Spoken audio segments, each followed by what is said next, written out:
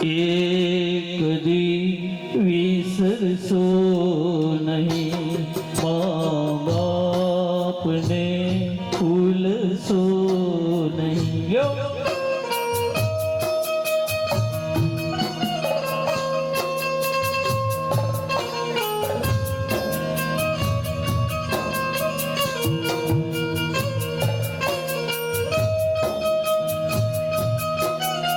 આજની યુવાન વહુ ને વૃદ્ધ મા બાપ નો ગમે વૃક્ષ ગમે તેટલું ઘટાદાર થઈ જાય, ગમે તેટલું મોટું થઈ જાય, માતાઓ ફળ ન આપે પણ છાંયડો જરૂર આપે મારા બાપ।